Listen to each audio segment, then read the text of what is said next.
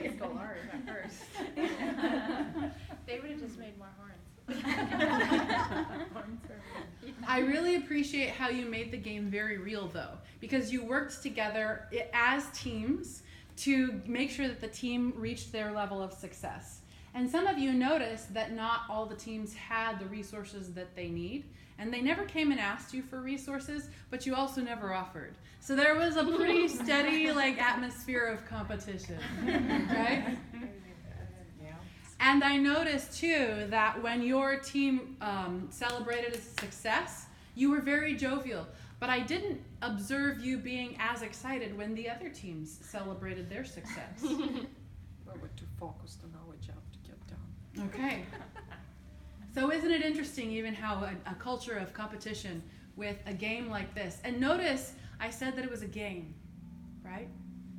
But the culture of competition creates the assumption that there's one winner. And that one winner is to be celebrated, and that we don't celebrate others. So just begin thinking about the kinds of rules that you may have internalized as a result of playing lots of games or being in lots of professional competitive situations. And it's really great to be mindful of those, because then you can start to think critically about, well, hey, is that the mindset that I want to play by? Do I want to play by the rule that there can only be one winner to any problem that I'm trying to solve? Or do I want to open up my mindset and think that there may be multiple ways to solve this problem? And I want to figure out all the ways that we can solve this problem and celebrate all of the winners who come to the table and bring solutions. Mindset is important. Great. Okay. Well, give yourselves a round of applause. Very good. So we can go back and sit down. You ladies are great. I applaud you for being willing to play that game wholeheartedly.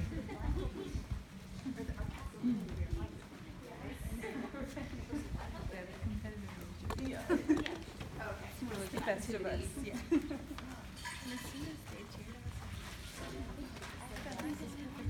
Yeah.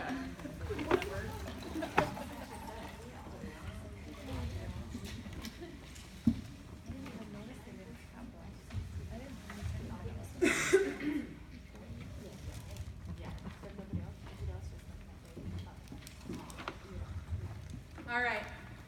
So the purpose of the game was to get you thinking outside the box quickly, creatively, innovatively, to get you into a mindset where you're considering a pluralistic perspective to work-life integration. The possibility that there's more than one right way to go about life. There's more than one right solution to any given problem. And from that place, we explore these keys to unlocking work-life integration. And the first key is to practice optimism. And I emphasize the word practice here because some of you may be like me, and I am not naturally an optimist, so I have to practice at it. And what that means is cultivating a sense of appreciation so as to attract more things that I can appreciate in my life. So it's the idea that like attracts like, that what you focus on, you create more of. So to start, I'd like you to maybe jot down 3 to 5 things that you appreciate about your life currently. What are some things that you really appreciate about your life right now? And write them down.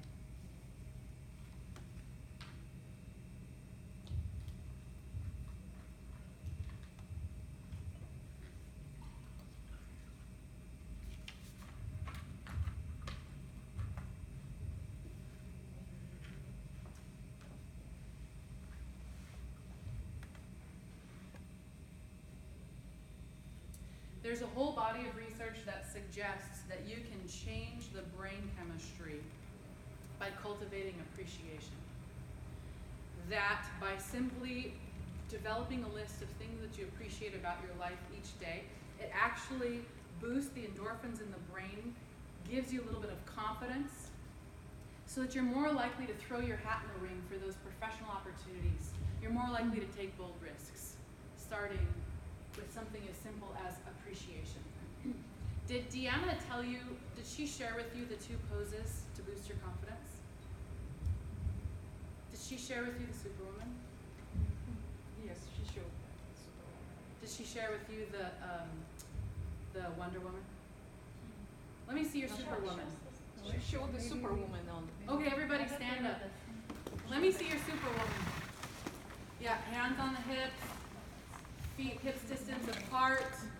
Right, there's your Superwoman. Very good. Okay, now we're going to do the Wonder Woman. So this is a second posture to boost your brain confidence. That is with your arms in the air, fists towards the sky, feet hip width distance apart. Now the science shows us that if we hold this for 2 minutes, that our brain begins to excrete serotonin, dopamine, these confidence brain chemicals, and it works. I have a colleague who, before she goes into a new job interview, she will stand in the public bathroom stall like this for 2 minutes. And I have taken business negotiation phone calls like this, with my headset in my ears and standing like this. So this is a powerful position to create confidence for yourself that you can use as a tool. Anytime you have to go into a business negotiation, or you have to go to an interview, or do something that involves a lot of risk. So this is your Wonder Woman, and then you have your Superwoman. 2 powerful poses to create confidence for yourself. Thank you. Sit down.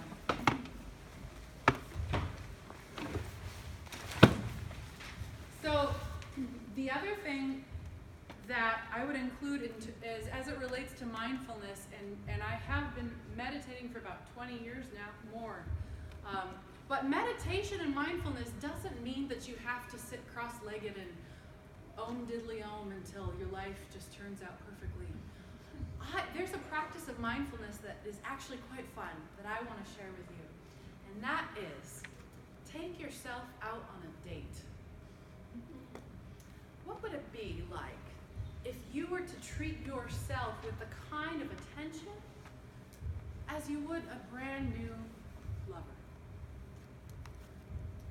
What if you made a reservation for yourself at your favorite restaurant and you ordered your favorite item on the menu, and if you're the type of person who normally says no to dessert, what if you just allowed yourself that extravagance and really pampered yourself in the way that you would want to pamper a new partner or someone that you love so much? What would that look like for you? And one strategy that you can do that is just to take yourself out on a date, to spend an evening just for you. And practice mindfulness. Enjoy the slow food, enjoy eating, enjoy the atmosphere, enjoy the ambiance. So self-care can also be a mindfulness practice. And the other thing you can do is to ritualize the way that you use your time. So on any given work day, say you finish the work day and you have a spare 30 minutes at the end of your day before you have to go home. Think about it for a moment to yourself, what you might do with that spare 30 minutes. Just think. Or what you have done in the past when you've had a spare half hour.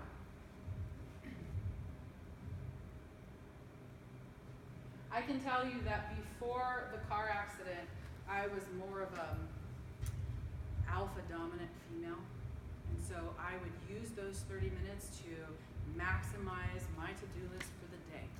I would get a jump start on tomorrow's to-do list.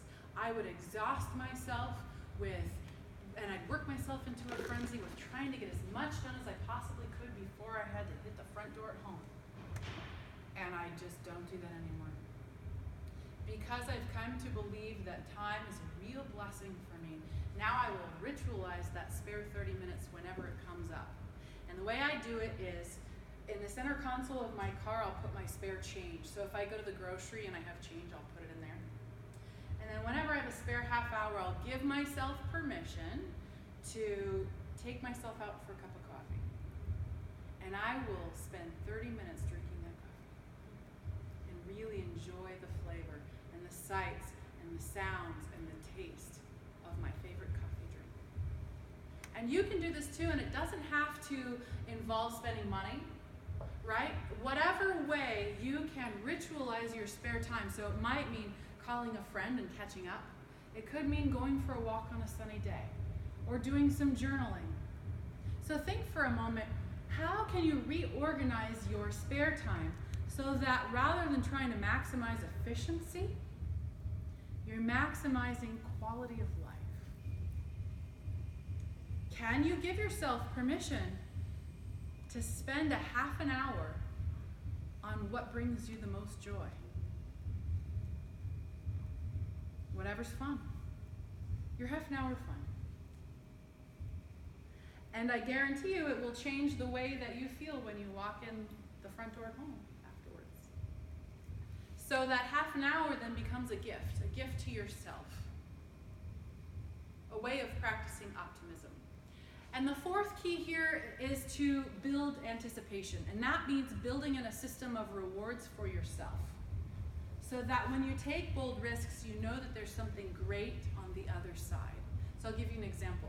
I run a women's business group up in Sandpoint where I live.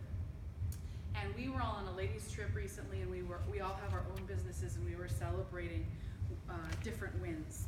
And I had just got a new client, so I had this big win. And so we all decided to go shopping together, and we got matching boots. And that was so special for us to be able to take that time and to be able to do that together in a sisterhood as mentors, and to celebrate each other's wins as a collective was very nurturing. And so that's what I mean when I say build in a system of rewards for yourself. How can you celebrate your big wins with personal rewards? How can you celebrate your professional achievements with small little rituals for yourself? It's not just about rewarding yourself, it also becomes a way of tracking your progress. So that you know, hey, when I get a new client, then there's this. This becomes a way that I mark time. Here I've done this. And now I've reached this goal, and now I'm going to celebrate in this way. I will never forget when I first started getting a regular paycheck. And I was so excited to be on salary. And every time Mommy got paid twice a month, and on those 2 times a month, the kids knew that I would take them out to dinner. So when I got my paycheck, we would go have pizza. And they started to learn to celebrate too. Oh, it's payday, we get to go out. Of course, the rest of the time we were making meals at home, right? So it became a very special thing. And then they get to engage and learn how to celebrate wins with rewards too. Did you have your hand up? Yeah, I have a question. Yeah. These are all things that I'm trying to work on as well, but I still struggle with the fact that there's still just that stuff waiting for you to get done eventually. Yeah. And so, you can't create more time. So do you find that you just do less altogether, or how do you structure it, I guess? Yeah. So you're talking about both healthy boundaries and time management. So yes, I end up defining success in a way that aligns up with my priorities and not other people's priorities for me. And the way that I do that, and that's a risk. I mean, to be authentic and to say, I'm not going to do all this stuff because I want 30 minutes to myself, right? Requires boldness. And it requires healthy boundaries. And that is easier said than done.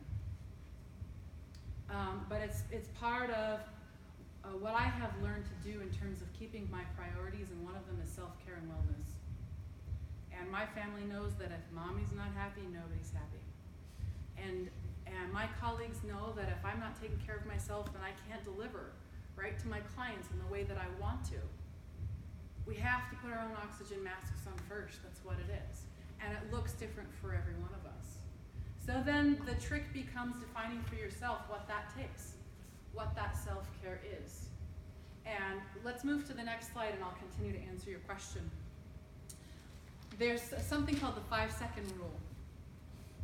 And the research suggests that the brain impulses are triggered on 5 seconds. So if there's something that you really want for yourself, if you take action within 5 seconds of that awareness, you are more likely to take the steps towards achieving